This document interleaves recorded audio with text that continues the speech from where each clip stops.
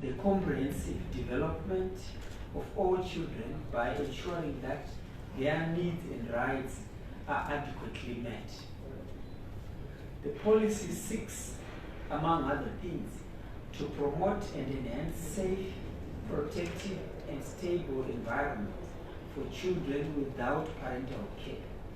It caters for the rehabilitation of children in specialized alternative care facilities, including those with disabilities, children in conflict with the law, children removed from the streets, child survivors of drug and substance abuse, and children in formal and informal alternative care.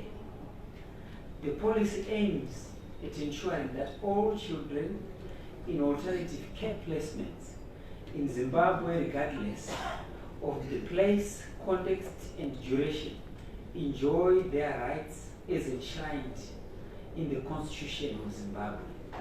It will ensure that children in alternative care receive basic services in form of education, health, justice, food, clothes, shelter, life skills, and sustainable livelihoods. The national policy for the care and protection of children without parental care outlines minimum standards for alternative care, including the following: that children should have their needs assessed comprehensively with written placement care plans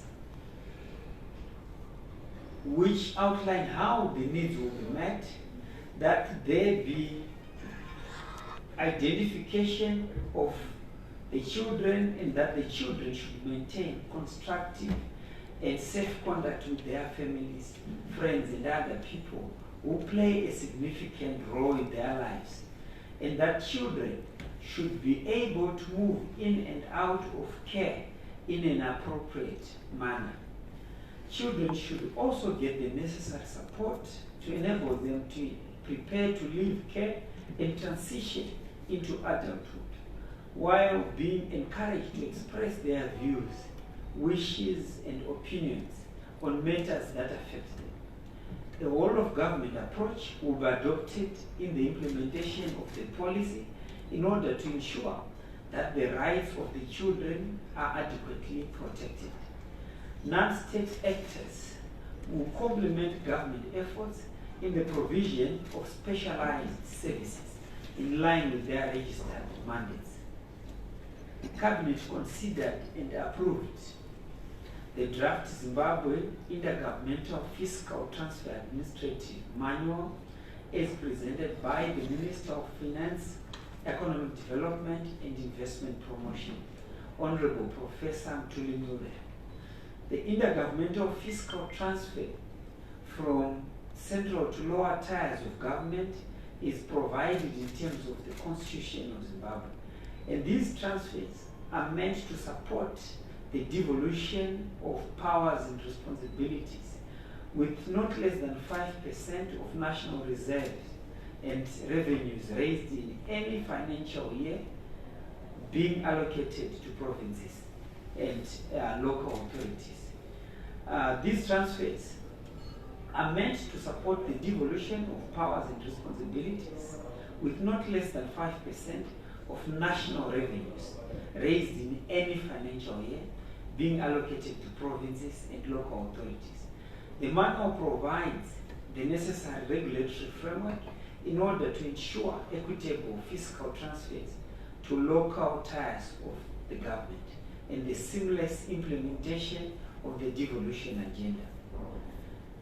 Cabinet notes that the manual will ensure proper administration of the financial resources allocated to lower tiers of government by providing clarity on revenue sharing and allocation, financial management, institutional framework for managing intergovernmental fiscal transfers, other matters related to fiscal transfers, and monitoring and evaluation. The manual offers a practical and operational guide to the use of intergovernmental fiscal transfers and the roles played by the various parties involved in the administration of the funds. The Minister of Local Government and Public Works, Honourable Daniel Garwe, presented the 2024 El Nino-induced drought, domestic and international appeal for assistance by His Excellency the President, Dr. E.D. Mnangagwa, which was adopted by Cabinet. His Excellency the President, Comrade E.D. Mnangagwa, declared a state of disaster on the 3rd of April 2024. The declaration was made in terms of Section 27, subsection 1 of the Civil Protection Act as a result of the prevalent drought brought about by the El Nino weather phenomenon. The state of disaster exists in all rural and urban areas in Zimbabwe. The appeal is premised on 3 areas, namely search and rescue, mitigation and resilience building. Search and rescue involves the identification and provision of assistance to beneficiaries, whilst mitigation relates to the measures put in place in order to avert the impact of the El Nino-induced drought. Resilience pertains to initiatives aimed at strengthening community capacities for sustainable livelihoods in order to cope with the disaster. A full appeal statement will be issued in due course. Cabinet also received reports on progress made in the implementation of priority projects for the first 100-day cycle of 2024, as presented by the Ministers of ICT, Postal and Courier Services, Minister of Finance, Economic Development and Investment Promotion. The Minister of ICT, Postal and Courier Services, Honourable Tatenda Mavete, reported progress on projects under her purview as follows. 1,000 people were equipped with digital skills, and the remaining 200 will be equipped by 15 May 2024. 2,500 records have been digitized. The development of the government applications procurement framework is on course for completion by 15 May 2024. The deployment of ICT equipment to 100 marginalized schools is on course, with 40 schools having received the equipment and the remaining 60 will receive the equipment by 15 May 2024. 14 ICT-enabled disaster management centers were established. 52 base stations were deployed across provinces, and the installation of a wireless radio base station in Mashingo was completed. The installation of Internet Eskodini Agricultural College was completed. The establishment of an ICT vocational training center was completed and handed over to Marondera Female Open Prison. The refurbishment of post offices at Sanzaguru and Toad was completed. Site surveys for the long-term evolution project in Chitungwiza were completed and equipment was delivered. And the Bulawayo Victoria Falls Kazungula fiber optic backbone project is on course for completion by the 15th of May 2024.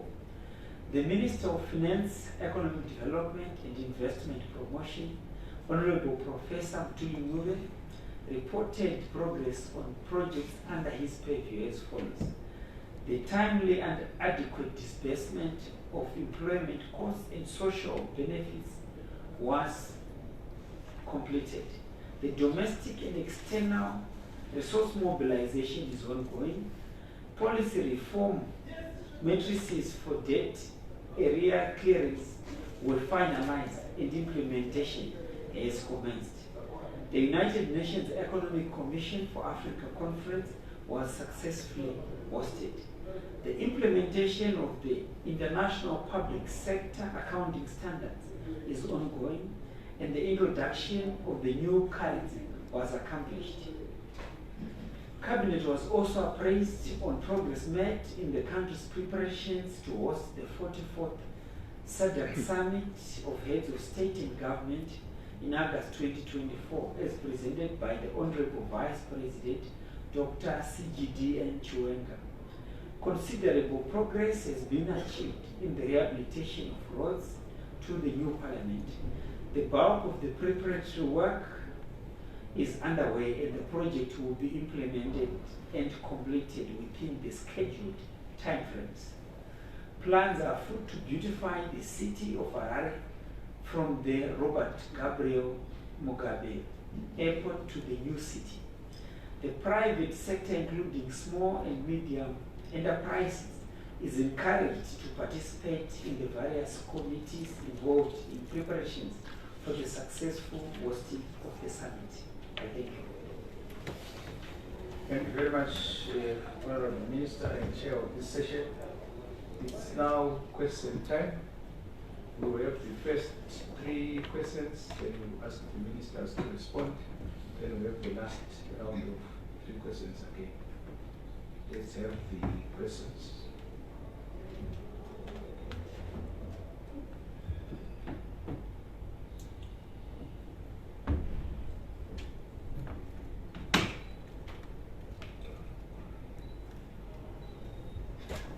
Chief Secretary, I think they are satisfied. Round 1, gone. Round 2, what? Chief Secretary, over to you. Thank you very much. Since there are no questions, I want to thank the Honourable Ministers and members of the press for coming to this 13th post-cabinet briefing for 2020. Thank you very much. We meet again.